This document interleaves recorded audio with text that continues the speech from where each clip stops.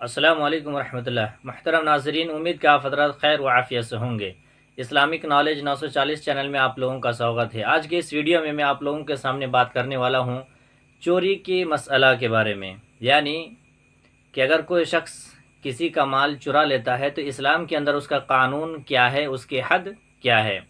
تو آئیے سب سے پہلے ہم یہ جانتے ہیں کہ چور کس کو کہیں گے۔ تو اس کے شرعی تعریف یہ جان لیں کہ کسی کا مال اس کے حفاظت کی جگہ سے چھپا کر کے لے لینا، اس کو چور کہتے ہیں۔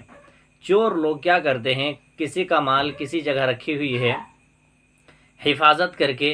اپنے باڑے میں، چاہے گلے چاہے کھیت وغیرہ میں کچھ بھی سامان کے مالک وہ اپنی جگہ حفاظت کر کے رکھتے ہیں، تو اس حفاظت کی جگہ سے چپکے سے لے لینا، اسی کو چوری کہتے ہیں۔ آئیے اس سلسلے میں اگر کوئی شخص چوری کر لیتا ہے تو اسلام کے اندر اس کا حد کیا رکھے ہیں۔ اللہ کے نبی صلی اللہ علیہ وسلم سے ایک آدمی نے رسول اللہ صلی اللہ علیہ وسلم سے اس بکری کے متعلق سوال کیا،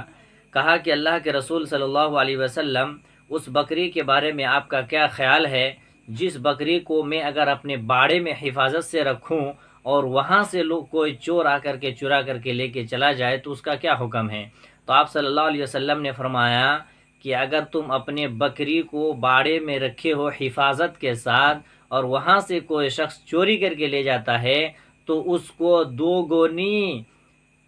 گونی جو ہے اس کو قیمت ادا کرنی پڑے گی، اور اگر اسی باڑے میں وہ پکڑا جاتا ہے تو اس کا ہاتھ کاٹا جائے گا اور اس کو سزا بھی دی جائے گی۔ اس کے بعد آپ صلی اللہ علیہ وسلم نے فرمایا، پھر اس آدمی نے کہا، اللہ کے رسول، اس پھل کے بارے میں آپ کا کیا خیال ہے جو کچھ کھوسوں سے پکڑا لیا جائے، یعنی وہ پھل جو درخت میں لگا ہوا ہے، کھجور ہو یا کوئی آم ہو یا لیچی وغیرہ ہو، جو پھل درخت میں لگا ہوا ہو اور وہاں سے کچھ لوگ چوری کر لے تو اس کا کیا حکم ہے؟ آپ صلی اللہ علیہ وسلم نے فرمایا کہ فعلیہ القطع اذا بلغ ما یؤخذ من ذلك ثمن المجن، کہ اگر وہ شخص من اخذ بفمه ولم يتخذ خبنة فلیس علیہ شیء، کہ جو شخص جو درخت سے کوئی پھل لے لے، چوری کر لے، رات کی اندھیری میں ہو یا کسی اور چھپ کے ہو، دن کے اجالے میں کسی لوگوں کی نظروں سے اوجھل ہو کر کے درخت سے اگر کوئی پھل توڑ لے اور اپنے منہ میں ڈال دے تو اسے سرزنش نہیں کی جائے گی، اسے سزا نہیں دی جائیں گی۔ ہاں البتہ وہ اگر درخت سے اتنا پھل وہ اتار لیا ہو، اتنا پھل وہ توڑ لیا ہے کہ وہ اپنے زبان سے کھاتا نہیں بلکہ ہاتھوں میں اسٹوک کر کے اس کو باندھ کر کے لے جایا جاتا ہو، تو ایسی صورت میں اس کا ہاتھ کاٹا جائے گا، اس شرط کے ساتھ کہ وہ غلہ، وہ پھل، وہ مال ربع دینار کے برابر پہنچتا ہو۔ تو معلوم یہ ہوا، ثابت ہوا ان احادیث سے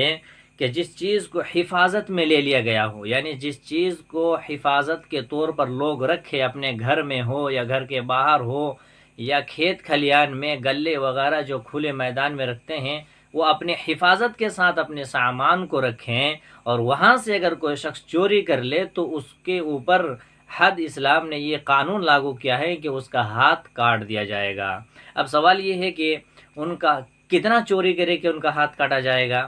تو حدیث کے اندر آتا ہے کہ ربع دینار، یعنی 4 دینار کے برابر اگر وہ چوری کر لیتا ہے تو اس کا ہاتھ کاٹ دیا جائے گا۔ آئیے اس سلسلے میں قرآن کریم کی ایک سورۃ المائدہ آیت نمبر 38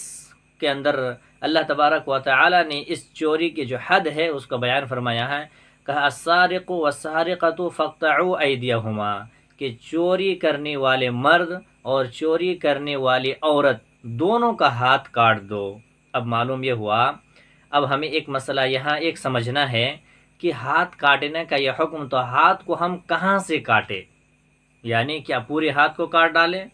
یا صرف انگلی کے برابر کاٹے؟ کہاں سے کاٹے ہاتھ کو؟ تاکہ اس سلسلے میں حدیث کی روشنی میں ہم سمجھتے ہیں کہ اللہ کے نبی صلی اللہ علیہ وسلم کی جو حدیث سے ہمیں ملتی ہے وہ یہی ہے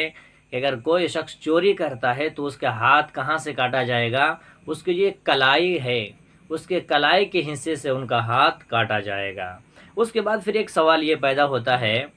کہ اگر وہ ہاتھ کاٹنے کے بعد ان کا کلائی تک اس کا وہ ہاتھ کاٹ دیا جاتا ہے، پھر اگر چوری کرتا ہے تو کیا کیا جائے گا؟ اسلام نے اس کے لیے کیا قانون نافذ کر کے رکھا ہے؟ آپ صلی اللہ علیہ وسلم نے فرمایا کہ اگر ایک چور پہلی مرتبہ چوری کرتا ہے تو اس کا دایاں ہاتھ اس کے کلائی سے کاٹا جائے گا، کاٹ دیا جائے گا۔ اب اگر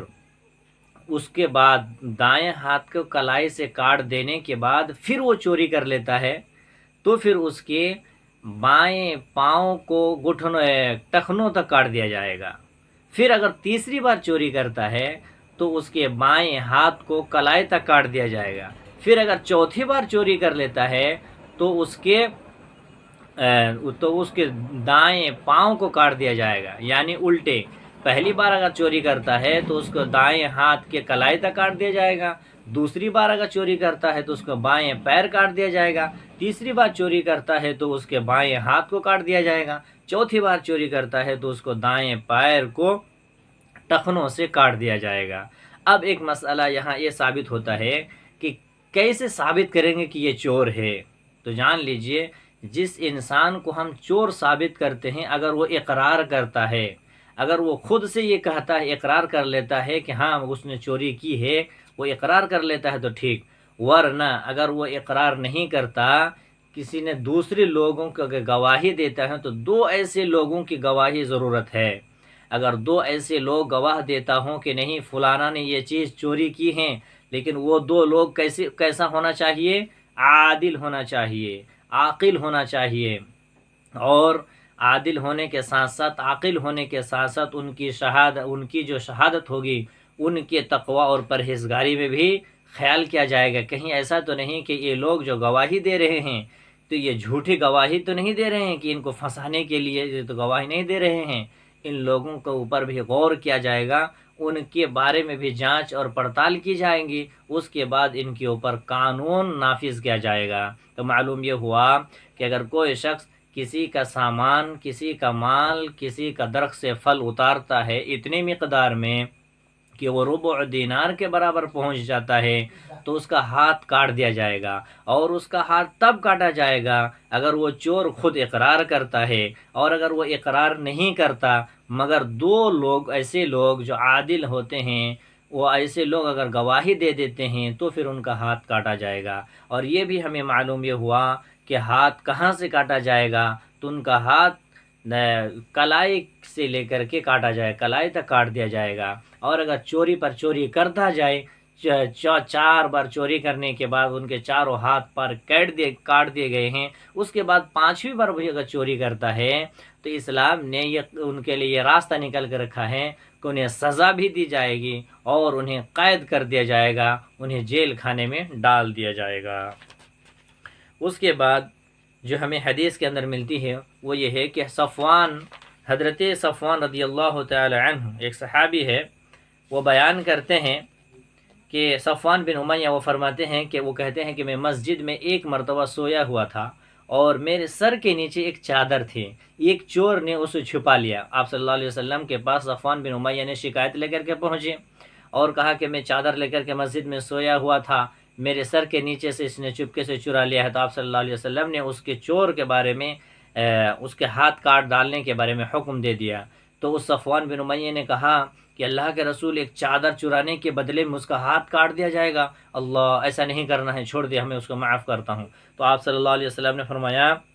ہلا کان قبل ان تأتینی بہ، تم میرے پاس لانے سے پہلے اسے معاف کیوں نہیں کیا؟ تو اس حدیث سے ہمیں ایک مسئلہ یہ بھی ثابت ہوا کہ اگر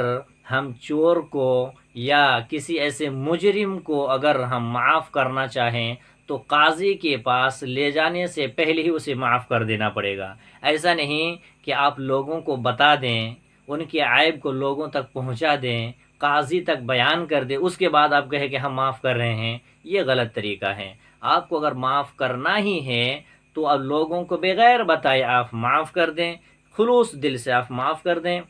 انشاءاللہ العزیز کل قیامت کے دن آپ کا درجہ بہت بڑا ہوگا، جو شخص لوگوں کے عیوب پر پردہ ڈالتا ہے، دنیا میں اگر کوئی ایک مسلمان دوسرے مسلمان کی کوئی عیب ہے، کوئی برائی ہے، اس کو دیکھتا ہے اور دیکھ کر کے اس پر پردہ ڈالتا ہے، دوسروں کو نہیں بتاتا ہے، کل قیامت کے دن ایسے لوگوں کو اللہ تعالی ان کے گناہوں پر بھی پردہ ڈالے گا، جس دن کل قیامت کے دن آدم علیہ السلام سے لے کر کے محمد صلی اللہ علیہ وسلم تک پورے کائنات کے لوگ وہاں اکٹھا ہوں گے، اور ان تمام لوگوں کے سامنے اللہ تعالیٰ اس انسان کے گناہوں پر پردہ ڈالے گا جو گناہ انسان تنہائی میں کیا ہے، صرف اس چیز کی وجہ سے کہ وہ دنیا میں اپنے مسلمان بھائی کی پردہ پوشی کی ہے، کسی عیب کو وہ چھپایا ہے، لوگوں تک بیان نہیں کی ہے۔ لہٰذا معلوم یہ ہوا کہ اگر ہمارے سماج اور معاشرے میں کوئی ایسی برائی ہو تو ہمیں چاہیے کہ پہلے ہم اسے روکنے کی کوشش کریں، اسے سمجھانے کی کوشش کریں، اور اس کے بعد بھی اگر وہ نہ سمجھیں تو ہمیں پھر اسے چھوڑ دینا ہے۔ اگر ہم کچھ نہیں کر سکتے تو کم از کم قاضی تک پہنچا دینا ہے۔ اللہ تعالیٰ سے دعا ہے کہ اللہ تعالیٰ ہمیں کتاب اللہ اور سنت رسول کے مطابق عمل پیرا ہونے کی توفیق دے، آمین۔ وصلی اللہ علی نبینا محمد، آمین۔ والسلام علیکم ورحمۃ اللہ۔